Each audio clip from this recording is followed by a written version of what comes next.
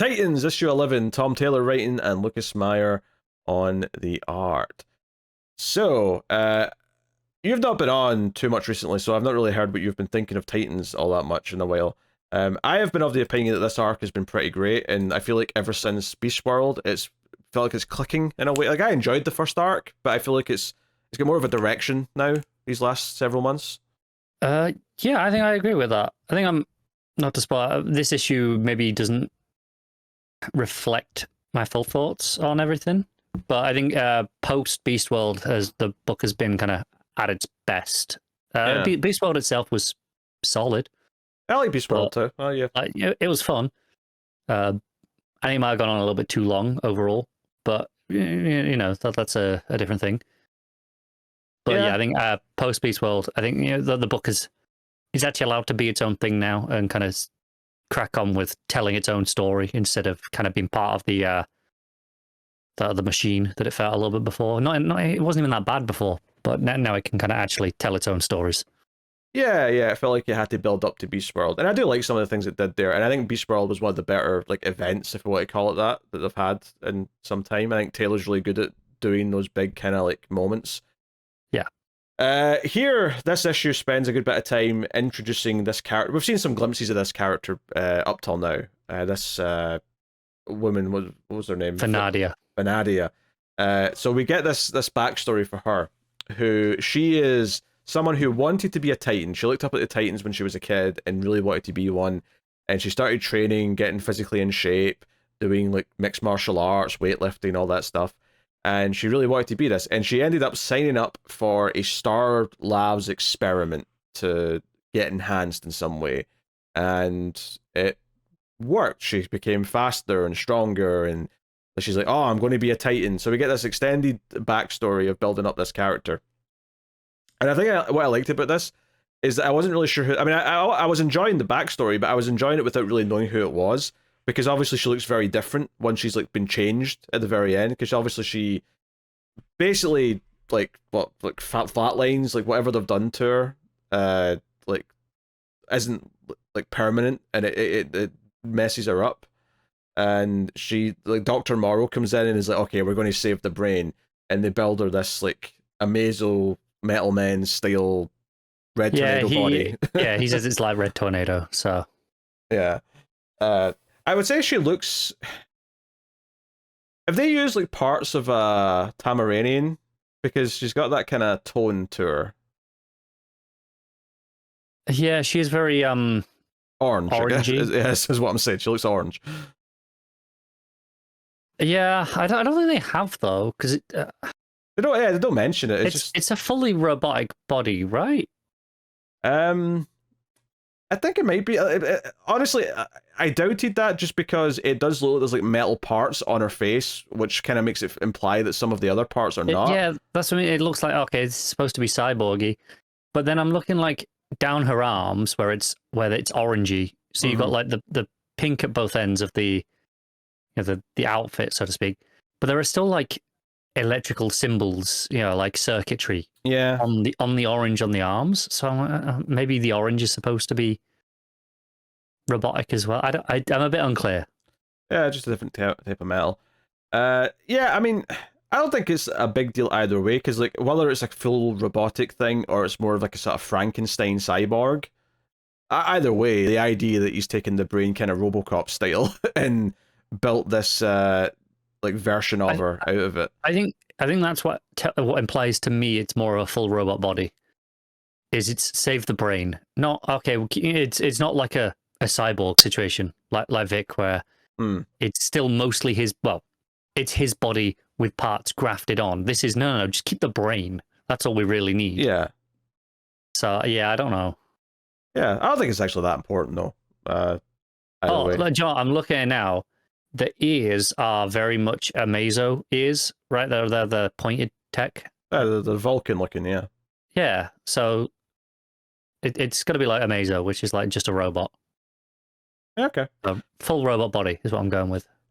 So basically, Morrow explains that they've programmed her to trick her into thinking the Titans are actually imposters who are monsters, and that she's going to destroy the Titans for Amanda Waller, which I actually really like this because it kind of plays into what's going on with the Titans anyway, where like one of them is an imposter effectively, and she's trying to trick all them into doing different stuff. So I like the idea that this kind of nemesis, who I suspect by the end of the story might not be a nemesis anymore, she might end up being an ally once she knows what's going on. Maybe gets to be a Titan like she always wanted.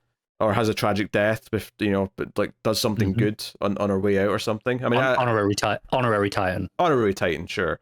But regardless, like I think thematically it plays into things of this idea of tricking her into thinking of the Titans a certain way. I think that makes a lot of sense with the themes that are going on with the rest of the story. So that's pretty neat. The next part of the issue is that Nightwing wakes up, right, and he doesn't even realize he set an alarm, and he goes down to like the computer room or whatever. And we get the phrase Circan R, and it took me a second to realize what that was a play on.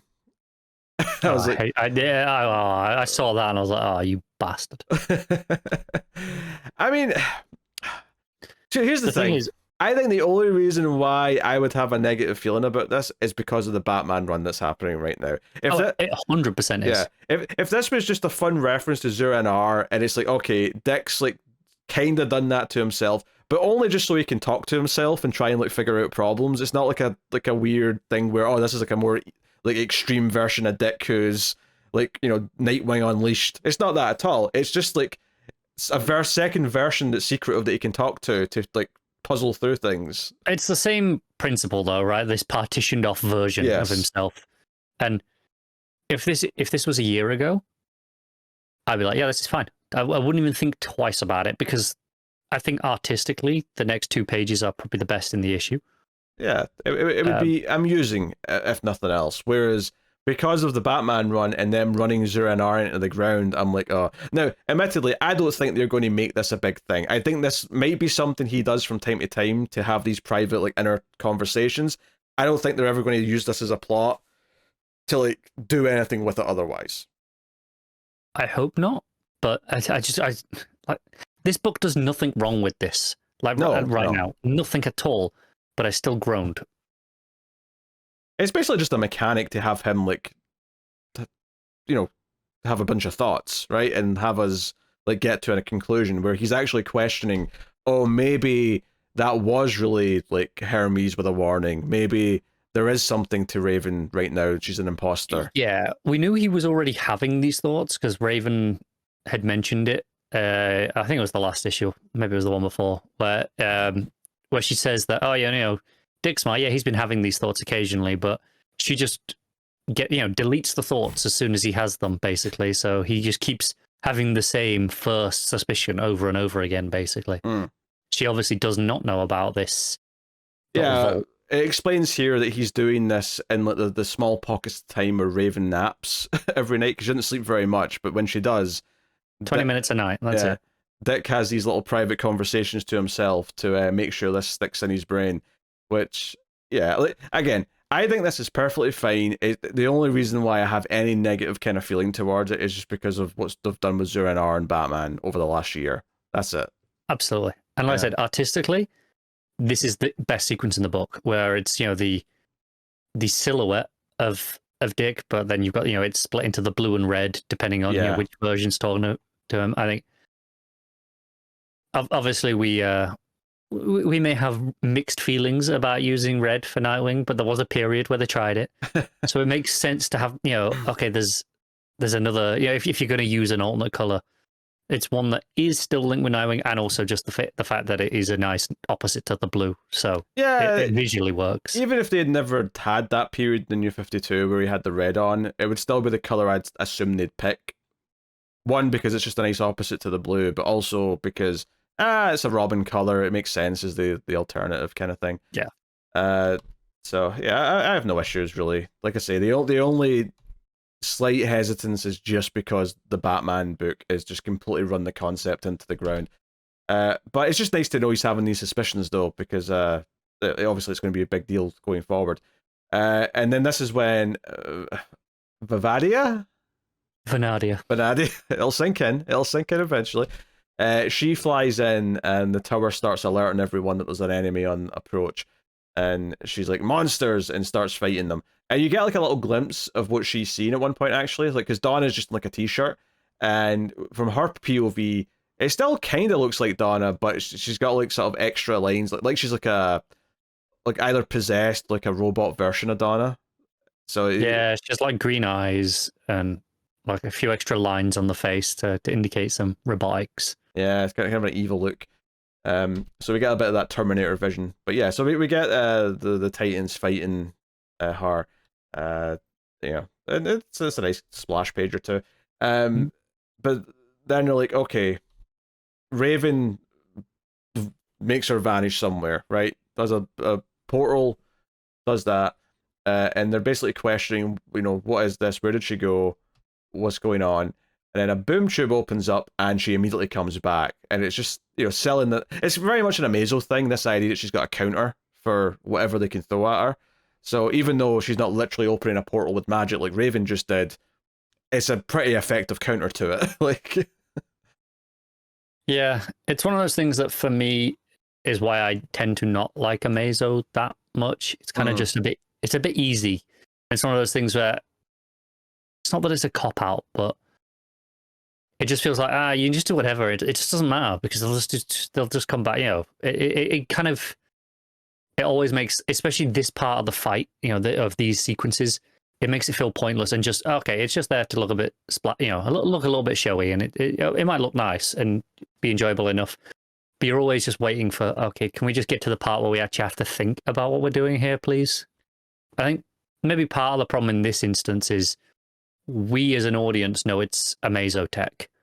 The Titans don't. So they're nowhere near that realization yet. yeah, I mean, I get what you're saying. I think they'll probably get to that quite quickly, I would assume. Just because, well, for one, when she comes back through the boom tube, she's got like fiery hair that kind of mimics Starfire's hair, for example. Like there's kind of hints that she's copying certain things, although she's copying them in different ways, where it's not just literally the exact same thing. I think where the intrigue comes from here, because if you don't have like the Titans been aware of what she is or why she's there, I think the intrigue for me is her shouting out for the Titans as she's fighting them, which should be like a very confusing thing to hear for their perspective. Like, what the hell's going on? Yeah, like she's fighting as like she's fighting for us, but she's determined to kill us. Like, what's going on? She stabs Raven. Actually, she just impales Raven at one point. She vanishes into a portal to go and heal. Yep. After shrugging Gar away, they're like, nope, piss off. Yeah, she pushes him away and says, "Get the hell away from me." So the thing's all breaking down. And I think that's the other thing here that's intriguing here. So the Titans are a little bit lost in the middle because they don't really know what's going on right now, although Dick's starting to put some of it together. Obviously, when he tries to maybe say his concerns to the others, this little moment with Beast Boy might be enough to convince Beast Boy that something's not quite right, even if he doesn't want to believe it.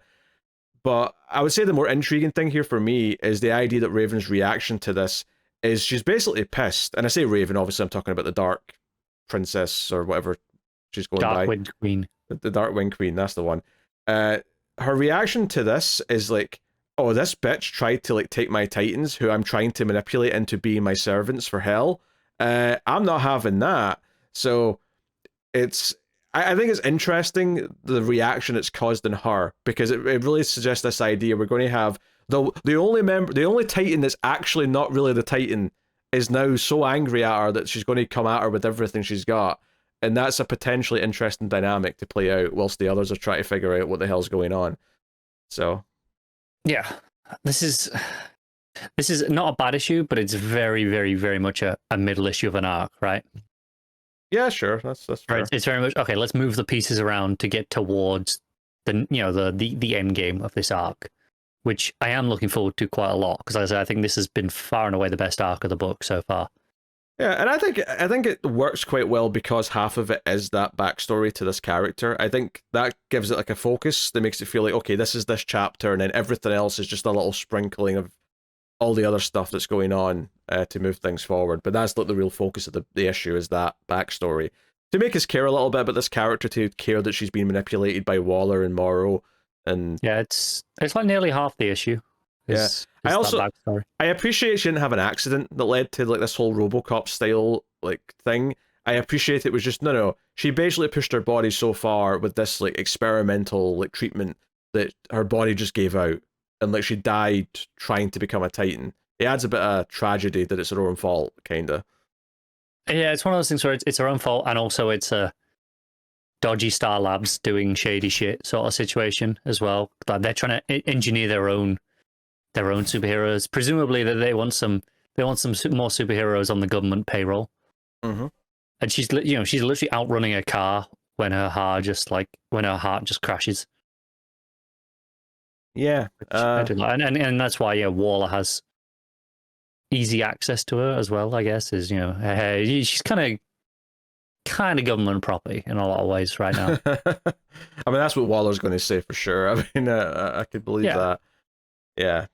So no, I mean, I think this was a solid issue. It set up, it added some depth to a character who's been kind of just a minor tease up until this point, because we've seen her like on a table and stuff, like sort of teasing that she's going to be coming into the story. I think we even saw her for the first time at the end of Beast World. I want to say was the first time they showed her off. Like maybe, yeah. They definitely did a tease like before she became like a proper thing. Anyway, do you know what? It's just I think what this issue is lacking for me. It doesn't have any of the humor that this book has had. Even when this book's been like doing its big stuff, it's tended to have jokes in there like and good jokes as well. It's been legitimately quite funny. I don't know if it was last issue or the one before. They're kind of blurring in my head a little bit. It's when the guy he's showing the new guy around his job for and they're like, hey, we're good guys here. Don't believe all that negative press. Look, come and meet Amanda Waller. And opens the door, and she's there talking to a devil, and they're like, "Oh yeah, it was Peacemaker." Never mind that. Yeah, Peacemaker was showing around. Yeah. That was a funny moment. Like stuff like that. Like this issue has nothing even remotely funny. Like there's not even any little banter between any of the team members. Yeah, they don't really have a chance because most of the characters only come in for the fight, and then I think that's what this issue is missing for me. There is nothing that's got that balance of those two elements that have made this book, as enjoyable as it has been. Yeah, that's fair. The art is phenomenal. Though. Lucas Meyer's been quite a find. Because it's really good. When he popped up during Beast World, I was like, this guy's good. And he's taking over the Titans book from what's her face? I was like, yeah, okay, I'll take it. It was Nicholas Scott, right? Nicholas Scott, yeah, that's what it was. Yeah, name was escaping me. So, yeah, I mean the art's really pretty as it's been. Solid middle chapter, but definitely a middle chapter of the story. Did Matt send thoughts on this one? I think we're reaching the end of. Yeah, they did. He's got this and he's got War Journal. So let's see what Matt said. Pretty standard, but the art is the real story. I enjoyed the origin for Vanadia with how the dynamic with Meyer made the action. It felt very frenetic. The panel breakdowns through the issue and what's going on in Dick's head really stood out. And more Meyer Starfire is something I won't ever be mad at. All that said, I hated the Sir Ken R stuff. It makes logical sense, but I don't feel like Dick would establish something like that. I feel like it would be different. Also, Vanadia being a peek at the Amazos for absolute power is a nice foreshadowing, but I don't need Titans Amazo more than once. It was nice seeing Dr. Morrow pop up though. Also, kind of ends abruptly. 7 out of 10. I was fine with the ending in this, actually. I mean, maybe it's just because I'm compared to Nightwing, but I thought this... I think it's really interesting that both this and Nightwing have the exact same page count split, where it's the 7 pages at the start and then the rest. I think... And this one's split up again, where you've got, the first part's the Dick bit and then the rest is the fight. I think the main difference, though, is that part of the start here is all one sequence as opposed to being split into 2. So it makes it feel more cohesive as like it's 2 parts rather than 3 or 4.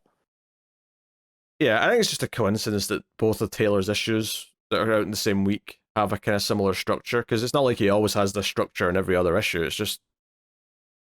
No, I've definitely he's had some pacing issues before where we felt things have been a bit weird. Not necessarily recently. I'm going back to did Tom Taylor do the Justice League Power Rangers thing? He did, yeah. Yeah, I remember talking. It might have been one we did separately, but we talked about it might have been issue 2 or something, where it was so weirdly paced, where it was like half felt like it was the previous issue, and then the first half of the next issue almost. It didn't feel like an issue in its own yeah, right. I remember that. Yeah, it's the sort of thing where, again, when you're reading in trade form as one thing, it doesn't matter. It just flows really nicely. But when you're doing month to month, it does sometimes feel like it's almost like he wrote two big issues. So the first three issues are like one, and then two halves, and then one after. Yes, yeah, that was that, and I do think that is something, you know, we say, oh, it's just a coincidence, but I don't know if it is. I think the fact that it is exactly the same split of 7 pages at the start and then the main story, I think that's probably the way he scripts. I think it's a genuine, not a restriction necessarily, but he probably had, you know, maybe he had a longer script and he's cut it down. He's like, okay, this section can only be this long,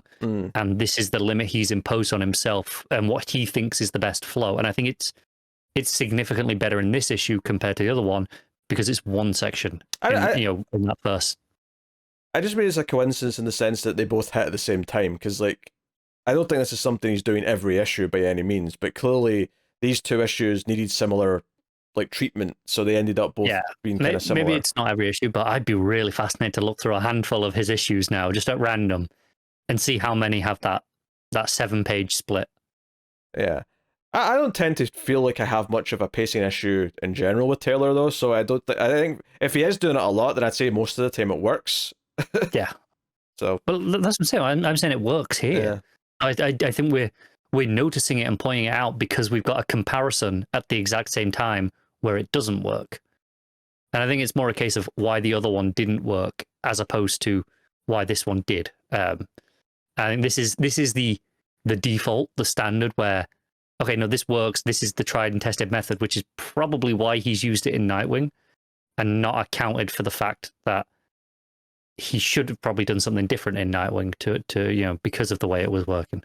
Anyway, Matt gave this a 7, which is lower than Superman because he's a mad psychotic bastard. What the hell? In no world was this lesser than Superman. No. I'm going to give this a 7. Okay. Which is the same as Nightwing, for different reasons. My 7, okay, like it's the same as Matt, but it's probably a harsher 7 than what Matt. Like weirdly, Matt's usually very glowing. I would have expected him to give this 8+ based off of his comments. Yeah, I think he's probably being extra harsh because of the Circuit R stuff. He's probably just had like a reaction to that. That's my guess here.